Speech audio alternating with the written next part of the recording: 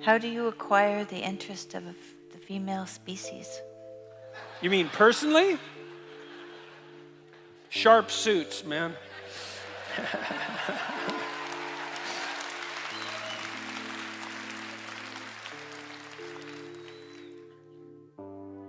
Well, you know, little hygiene is not such a bad thing. As a start, decent haircut, you know, certain amount of cleanliness. That's a good thing. What's rule 1 in the first book? Stand up straight with your shoulders back. That's a good thing to do. You know, what do women look for? Depends on the wisdom of the woman, obviously. But, well, it does because, you know, narcissists can fool naive women. That's why narcissists propagate, by the way. And we know this because narcissistic psychopaths, young women are more likely to fall for narcissistic psychopaths. And the reason for that is they can't tell them from competent men. Because narcissistic psychopaths imitate competence. And that's their niche. And so they have a confidence that isn't justified by their ability. But the women check out the confidence as a marker of ability, and the falsely confident can fool them, especially if they're young and naive. And so, well, so let's say you're not going to be a narcissistic psychopath, which is often what those like manosphere dating sites teach you, is like, you know, wear an expensive watch and peacock a bit. And to peacock is to wear something, some item of clothing that's, you know, a little bit out of the ordinary, something a little bit more colorful than might be generally the case, so that you look like you're confident enough to pull that off with panache. But mostly it's just training in a kind of deceptive narcissism. Now, you know, a wallflower guy might benefit from some training in narcissistic psychopathy, you know, just to sort of balance them out a bit. So you can make some progress forward. That's why people like Andrew Tate are so popular. And I'm not saying that in an entirely dismissive manner, but there's a huge danger there. But generally what women want is something like confident, productive generosity, fundamentally. And so, you know, if that's allied with physical attractiveness and a sense of humor and, you know, the sorts of features that a man would also look for in a woman, so much the better. But your basic bet, and my suspicions are the guy who answered this question is probably young.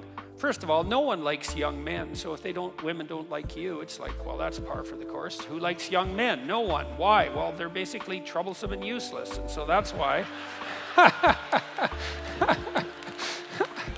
So cross-culturally, women like men who are about 4 years older than them. And the reason for that is, you know, women are more vulnerable on the sexual front, and they have to make themselves even more vulnerable if they have children, especially when the children are infants. And so they're looking for guys who are competent enough to be able to take care of themselves, at least, and then have enough left over for a wife and a dependent child. And not exactly because the wife wants to be taken care of, because it isn't exactly like women want to be taken care of. It's more a reciprocal relationship. But if a woman has a dependent child, then both of them have to be taken care of, especially when the child's an infant. And so women tilt the scales toward assessment of men on the grounds of their competent generosity. And the reason, and you know, men might be annoyed about that, but I would say, well, if you were a woman, you'd do the same thing. And you know how I know that? It's because women are female humans. And so if you were a woman, you'd be just like a woman. So, because that's what a woman is, right? So you can't blame women. It's like, clue in there, buddy. If all women don't like you, it's you. And that's, you know, that's so annoying. It's especially if you're young, because most women aren't going to like you. And it is you. So you have to grow up. But then, you know, you got to understand that if you make yourself competent and productive and generous and a little bit socially skilled and reasonably clean, eventually, you know, you'll fool someone, and then and then, you know, might take a few years, but generally it happens. So that's the thing, is don't be a fool. Turn yourself into someone who's worth being around, and And then develop enough social skills so you advertise yourself genuinely. Because, it's not also useful if you're a man to be competent, productive, and generous, and then so timid and socially unskilled that no one can tell. That's also not helpful. Engineers do that all the time. So my friend Jim, he's my brother-in-law, he's a great engineer. He said, engineers are the only men who never figured out how to turn social status into mating opportunities. That's such a funny line. It's also true. You know what? I'm going to tell you a story about him too. I was with him and a friend of mine who's also an engineer in a bar in Palo Alto in California. It was so damn funny. It was a wine bar, a pretty sophisticated place, and I was sitting there talking to them, and they're both high-end engineers and like super bright people, but they're engineers. And there was this quite attractive woman there about our age. This was like 15 years ago, and she was a teacher. She tried to get herself integrated into the conversation, and she was a teacher, and she lived in Palo Alto, and she was clearly there alone and wanted some company. And so funny, because this poor girl, she was trying to get into the conversation, and she was listening, and she'd offer an opinion. She was trying to play along, and those bloody engineers, they just told her like 5 ways she was wrong, and then kept on talking to each other. And it's like, it's so funny. Then she'd look kind of abashed, and out of place, and then she'd muster up some courage a little farther down the conversation, and she'd offer an opinion, and then they'd tell her, just like engineers, no, you're wrong, and here's 5 reasons why. And it's like, then she eventually, left.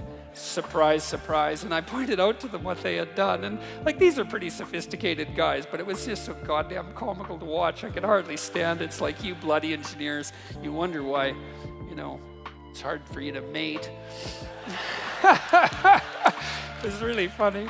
So, yeah, so look, if you're a young guy, it's like, straighten yourself up, don't be eating, Cheetos in the basement, covering yourself with orange dust and being bitter about women. It's like, go out there and make yourself useful in some dimension, or rather, and fortify yourself a bit and have some confidence, and then figure out how to present yourself in a manner commensurate with that, and get out there in the world so people can see you now and then, and some poor woman will be desperate enough to give you a shot at some point.